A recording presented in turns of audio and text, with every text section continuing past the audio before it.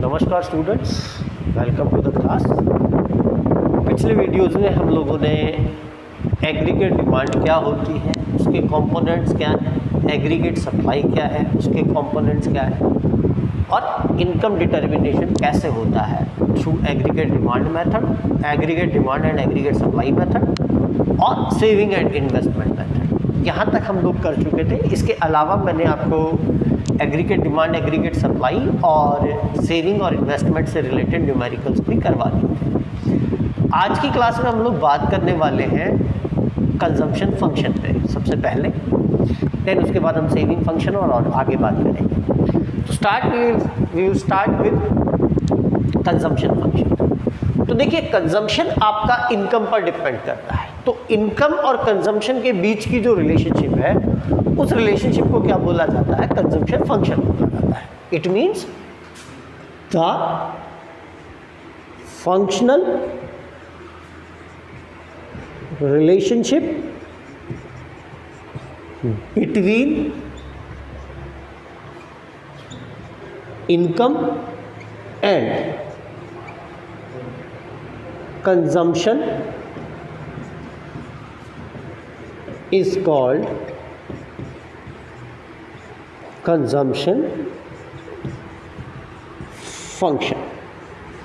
ठीक है, कि इनकम और कंजम्पशन के बीच में जो रिलेशनशिप है उसका फंक्शनल प्रेजेंटेशन क्या कहलाएगा? कंजम्पशन फंक्शन कहलाएगा। मैंने कहा C is a function of Y। यहाँ पर C जो है वो डिनोट करेगा किसको?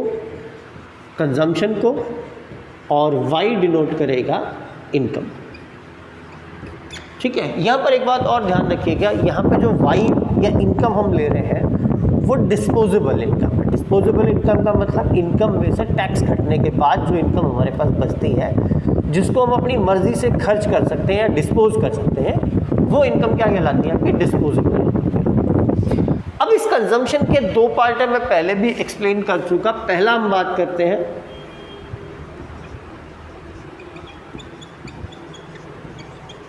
Autonomous consumption.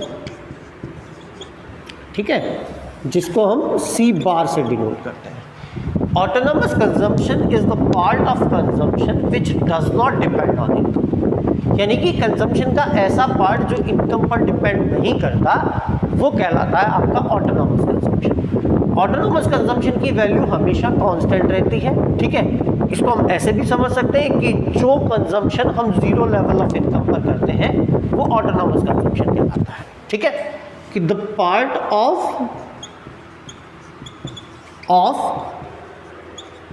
कंजम्पशन विच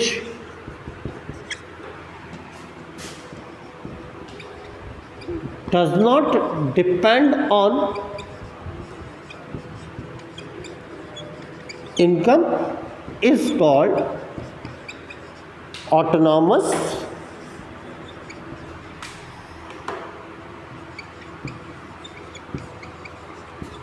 कंजम्पशन।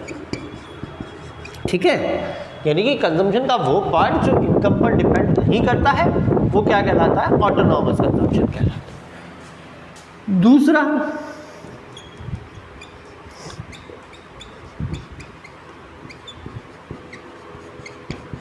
Induced consumption. इसको डिनोट किया जाता है स्मॉल b इंटू वाई से। यहाँ पर स्मॉल b जो है वो मार्जिनल प्रोपेंसिटी टू कंज्यूम या MPC है, जिसके बारे में हम आगे बात करने वाले हैं। The part of consumption which depends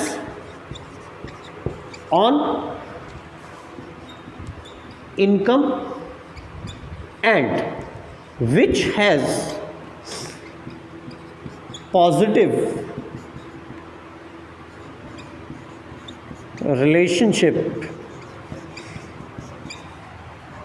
with the level of income is called induced consumption।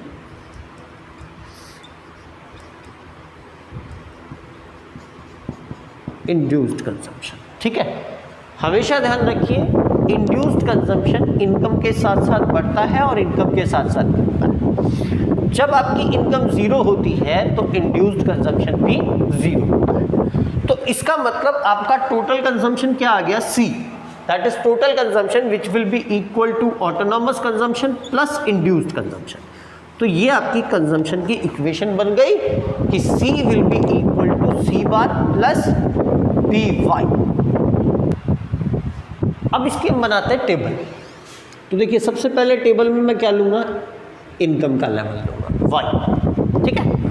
उसके बाद मुझे लेना पड़ेगा ऑटोनॉमस कंजम्पशन C बार। उसके बाद मुझे लेना है इंड्यूस्ड कंजम्पशन BY और उसके बाद मैं लूँगा टोटल कंजम्पशन C।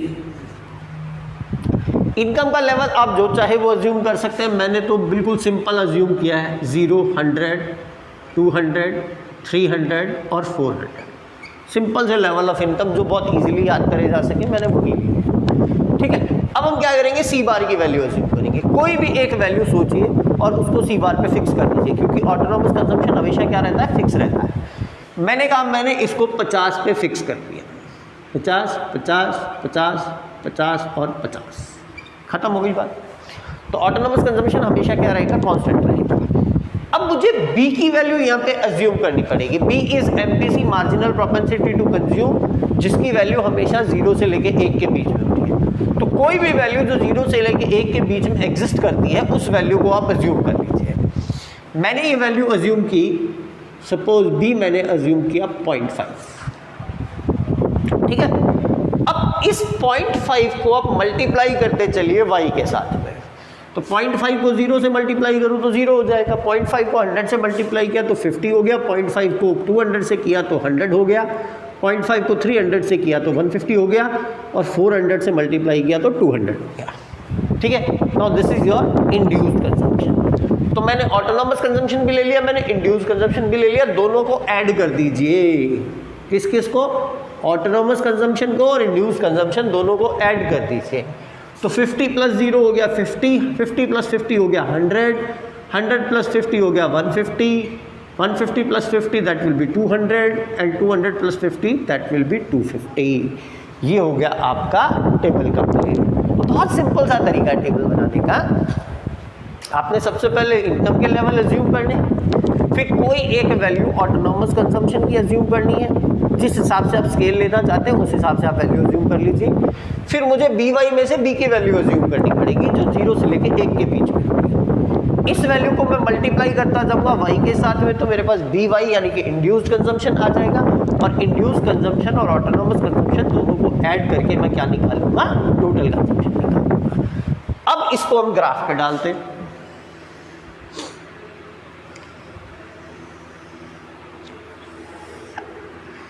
तो यहाँ पे मैंने लेनी है इनकम, पहले दिमाग में बिठा लीजिए, और यहाँ हम क्या लेने वाले हैं, कंजम्पशन, ठीक है। इनकम के लेवल अपने कितने लिए हुए हैं, 100 लिया हुआ है, फिर 200 लिया हुआ है, फिर हमारा 300 लिया हुआ है, और फिर हमारा 400 लिया हुआ है, ठीक है। यहाँ पे हम कंजम्पशन के लेवल अज्यूम करेंगे 50, फिर मैंने 100 ले लिया, फिर मैंने 150 ले लिया, फिर मैंने 200 ले लिया, फिर मैंने 250 ले लिया, और फिर मैंने 300 ले लिया। अब देखिए आप चाहें तो तीनों बनाएं, ऑटोनॉमस कंजम्पशन अलग बनाएं, इंड्यूस्ड अलग बनाएं, और टोटल कंजम्पशन अलग बनाएं। लेकिन क्या होता है जब हम तीनों ग्राफ्स को एक में बनाएंगे थोड़ा सा कॉम्प्लेक्स हो जाता है, मतलब एक हॉच पॉच सी डायग्राम हो जाते हैं। हमें सिंपल डायग्राम बनाना है, तो हम केवल क्या ले लेंगे, कंजम्पशन ले लेंगे। तो मेरा 0 लेवल ऑफ इनकम पर कंजम्पशन है 50 है, देन उसके बाद मेरा कंजम्पशन 100 हो गया, फिर मेरा कंजम्पशन 150 हो गया, फिर मेरा कंजम्पशन 200 हो गया, और फिर मेरा कंजम्पशन 250 हो गया। इन सब को आप स्ट्रेट लाइन से मिला दीजिए, ये आपका कंजम्पशन की इक्वेशन बन गई, विच इज C बार कितना है 50 प्लस 0.5 इंटू वाई। मेरी जनरल इक्वेशन क्या है, C equal to C bar plus BY। यहाँ पर C बार की वैल्यू अज्यूम करी थी मैंने 50, और B की वैल्यू मैंने अज्यूम करी थी 0.5 इंटू वाई, आपके साथ मल्टीप्लाई में आ जाएगा, ठीक है। तो ये बात हुई हमारी कंजम्पशन फंक्शन। अब हम लोग बात करते हैं एवरेज प्रोपेंसिटी टू कंज्यूम, जिसको बोला जाता है APC, average propensity to consume. ठीक है, एपीसी कहलाती है। टोटल कंजम्पशन का टोटल इनकम के साथ जो रेशियो होता है वो क्या कहलाता है? एपीसी या एवरेज प्रोपेंसिटी टू कंज्यूम कहलाता है। ठीक है, एपीसी के बारे में दो बातें आप बिल्कुल क्लियर दिमाग में बिठा लीजिए कि until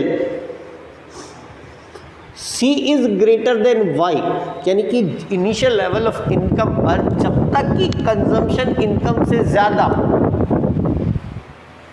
APC will be greater than 1। APC पर कोई बाउंडेशन नहीं है कि 0 से लेके 1 के बीच में नहीं हो सकती है। एपीसी 1 से ज़्यादा हो सकती है। ठीक है, तो जब तक कंजम्पशन की value initial level of income पर, जब तक की कंजम्पशन की वैल्यू इनकम की वैल्यू से ज़्यादा होगी, तब तक एपीसी हमेशा क्या होगी? 1 से ज़्यादा। दूसरी बात, एपीसी cannot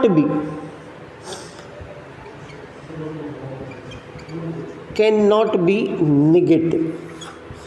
एपीसी की वैल्यू कभी भी नेगेटिव नहीं हो सकती है। ये दो बातें आपको एपीसी से रिलेटेड ध्यान रखनी है। एग्जाम में क्वेश्चन आता है कि एपीसी क्या 1 से ज़्यादा हो सकती है? बिल्कुल हो सकती है। इनिशियल लेवल ऑफ इनकम पर जब तक कि कंजम्पशन इनकम से ज़्यादा होगा, एपीसी 1 से ज़्यादा होगी। बट एपीसी की वैल्यू कभी नेगेटिव नहीं हो सकती, क्योंकि कंजम्पशन कभी नेगेटिव नहीं होता। इवन एपीसी 0 भी नहीं हो सकता है। ठीक है, क्योंकि टोटल इनकम कुछ ना कुछ होगी तो कुछ ना कुछ कंजम्पशन तो होगा ही होगा। अब इसके बाद नेक्स्ट बात आती है मार्जिनल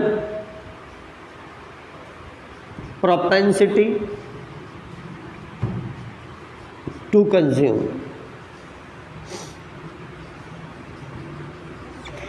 इसको बोला जाता है MPC, marginal propensity to consume. तो इनकम में चेंज से कंजम्पशन में जो चेंज होता है उसका रेशियो क्या कहलाता है? मार्जिनल प्रोपेंसिटी टू कंज्यूम कहलाता है। It means MPC is what? Delta C upon delta Y, the ratio of change in consumption due to change in income, that is called marginal propensity to consume। Marginal propensity to consume की value हमेशा 0 से लेके 1 के बीच में ही होती है। 0 कब हो सकती है? मैक्सिमम मिनिमम 0 हो सकती है। कब हो सकती है? कि जितनी हमारी इनकम बढ़ी उसमें से हमने कुछ भी कंजम्पशन में चेंज नहीं किया, हमने सारी सेविंग कर दी। और 1 कब हो सकती है? जब जितना चेंज हमारी इनकम में हुआ उतना का उतना चेंज क्या हो जाए? कंजम्पशन में हो जाए, यानी कि हमारी सेविंग क्या हो जाए? 0 हो जाए। सेविंग का चेंज क्या हो जाए? 0 हो जाए। तो उस सूरत में हमेशा उस सूरत में क्या हो जाएगा? एमपीसी की वैल्यू बन जाएगी। तो एमपीसी की वैल्यू पर बाउंडेशन है कि always it will exist between 0 to 1। ना तो ये नेगेटिव होगी और ना ही कभी ये 1 से ज्यादा होगी। Is it clear? तो that is your APC and MPC. अब हम बात करते हैं सेविंग फंक्शन पे।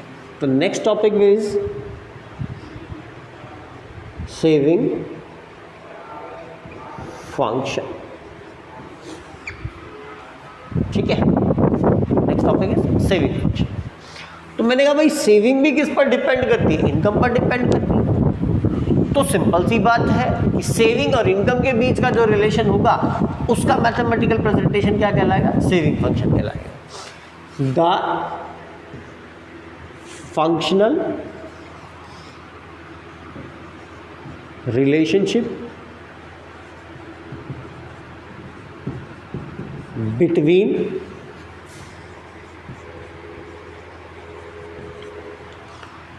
saving and income is called saving function. ठीक है, मैंने कहा S is a function of Y। यहाँ पर वापस ध्यान रखिएगा, ये y जो है दैट इज डिस्पोजेबल इनकम है, जो इनकम में से टैक्स को माइनस करने के बाद मिलती है, ठीक है। तो s is a function of y, that is your saving function. अब सेविंग के भी दो पार्ट हैं, autonomous saving,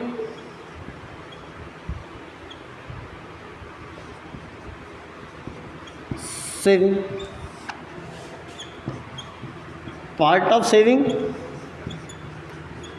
which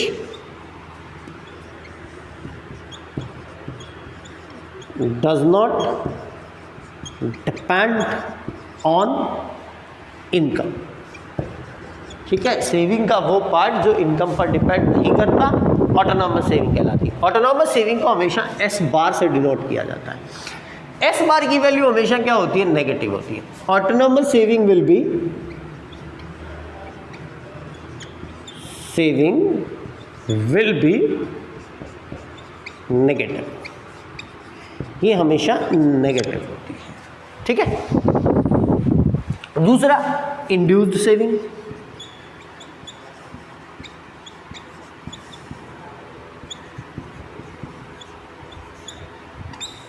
induced saving, तो the part of saving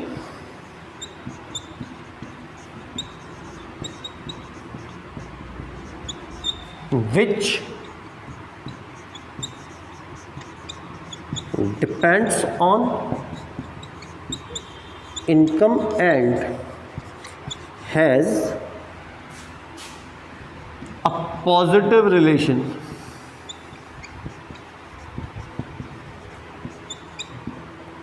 with income is called induced saving, ठीक है। इसको किससे डिनोट किया जाता है, इसको डिनोट किया जाता है स्मॉल एस इंटू वाई से, या स्मॉल एस जो है वो मार्जिनल प्रोपेंसिटी टू सेव है। तो टोटल आपकी सेविंग क्या आ गई, total saving will be autonomous saving plus induced saving.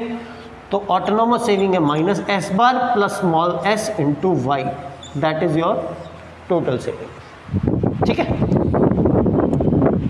तो यहाँ तक अपना हो गया।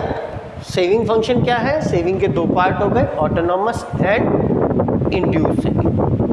अब हम इसकी टेबल पे बात करते हैं। तो मैंने कहा भाई एक तो मैंने ले ली वही इनकम, एक मुझे लेनी पड़ेगी ऑटोनॉमस सेविंग एस बार, एक लेना है small S into Y that is induced saving, और अगला लिया मैंने S that is total saving. Income मैंने वही 0, 100, 200, 300 और 400 अज्यूम कर ली। ऑटोनॉमस सेविंग की वैल्यू मुझे नेगेटिव अज्यूम करनी पड़ेगी,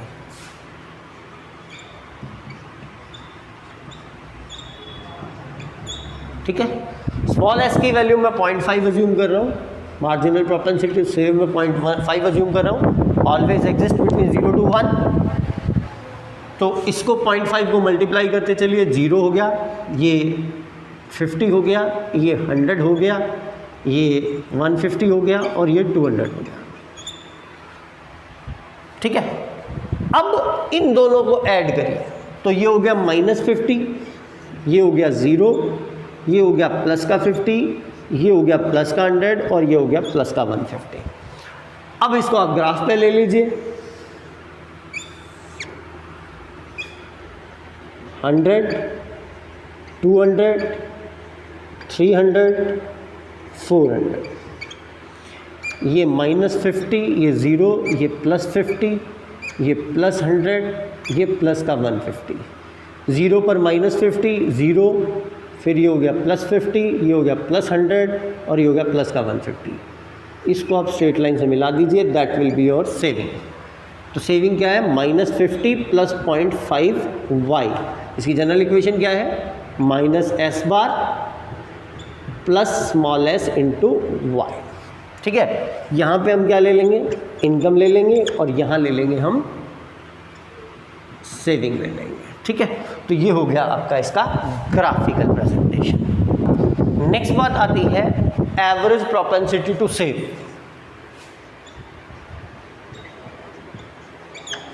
एवरेज प्रोपेंसिटी टू सेव, इसको बोला जाता है एपीएस। ठीक है, APS is what, total saving का टोटल इनकम के साथ जो रेशियो होता है उसको क्या बोला जाता है, एपीएस बोला जाता है। That is APS is S upon Y. यहाँ पे दो बात इंपॉर्टेंट है, हमेशा ध्यान रखिएगा। एपीएस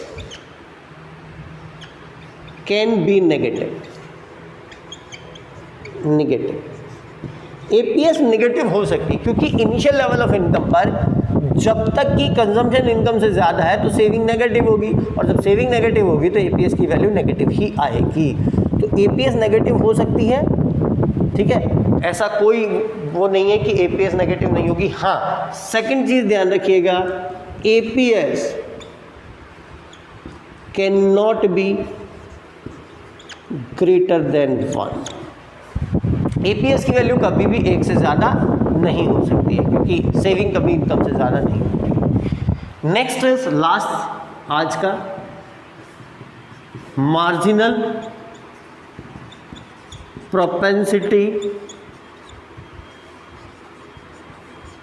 टू सेव, इसको बोला जाता है एमपीएस। ठीक है, इनकम में होने वाले चेंज से सेविंग में होने वाले चेंज का रेशियो क्या कहलाएगा, एमपीएस कहलाएगा। ठीक है, means the ratio of change in saving due to change in income is known as MPS.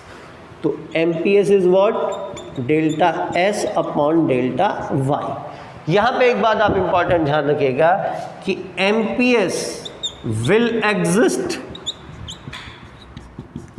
Between 0 to 1। MPS की वैल्यू हमेशा 0 से लेके 1 के बीच में होती है। ठीक है, तो आज की क्लास में हम लोगों ने दो बात करी, कंजम्पशन फंक्शन और सेविंग फंक्शन। कल की क्लास में जब नेक्स्ट क्लास पे बात करेंगे तब हम एपीएस एमपीएस में क्या रिलेशनशिप होती है, इनसे रिलेटेड न्यूमेरिकल्स क्या होते हैं, और फिर हम इन्वेस्टमेंट फंक्शन की बात करेंगे। Till then, thank you very much.